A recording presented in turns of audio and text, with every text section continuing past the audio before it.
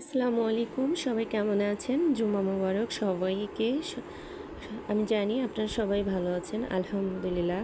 আর আপনারা যারা আমার সাথে থাকেন, পাশে থাকেন, সবাইকে একটা উদ্দেশ্য করে কথা বলবো। আলহামদুলিল্লাহ, আমি কিন্তু অনেক ভালো আছি। কেউ আমার ভিডিও দেখে কোনো কিছু মিন করবেন না, কারণ এক একজনের পছন্দ, এক একজনের রুচি এক এক রকম।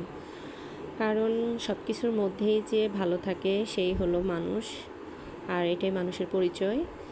আর আমার যে ভিডিওগুলি আপনারা দেখেন, হ্যাঁ, মাঝে মাঝে অনেক সুন্দর, অনেক কি বলবো, আমি নিজেই দেখে মুগ্ধ হয়ে যাই। তো এরকম সুন্দরের প্রতি কেউ কিন্তু পাগল হবেন না, রিয়েল যেটা সেটা নিয়ে সবসময় ব্যস্ত থাকবেন।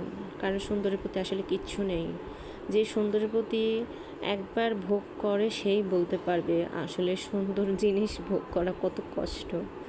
যাই হোক, অনেক কথা বলতেছি, তবে আরেকটা কথা বলতে চাই। মেয়েদের কিন্তু অনেক দায়িত্ব।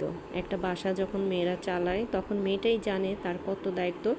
সব কিছু করার পরেও যখন আপনার বাসাটা টিপটাপ থাকে, নিজেকে সুন্দর করে গুছায় রাখে, তার মধ্যে কোনো খুঁত ধরতে যাবেন না। কারণ মেয়েরা সব পছন্দ করে, খুঁত ধরা পছন্দ করে না। কারণ একটা মেয়েকে 100-র ভিতরে 100 খুঁজতে যাবেন না। কেন জানেন? তাদেরও একটা মন আছে, তাদেরও একটু হাসি খুশি আহ্লাদ সব কিছুরই জীবনে দরকার আছে। হ্যাঁ, বলতে পারেন বিয়ে হয়ে গেছে কিসের কি সংসার নিয়ে ব্যস্ত থাকবে, না, এটা না। একটা মেয়ে বাবার বাড়িতে যখন বড় হয় তখন বলে হাজব্যান্ডের বাড়িতে যেয়ে শোক করবা। হাজব্যান্ড যখন দায়িত্বে নেবে তখন বলবে সংসার সামলাও, বাচ্চা কাচ্চা সামলাও। ঠিক আছে, এগুলি আসলে মানুষের ভিতরে পড়ে না। তো একটা মেয়েকে মানসিক শান্তি দিতে হলে তার সাথে বেশি বেশি কথা বলুন, তাকে সময় দিন।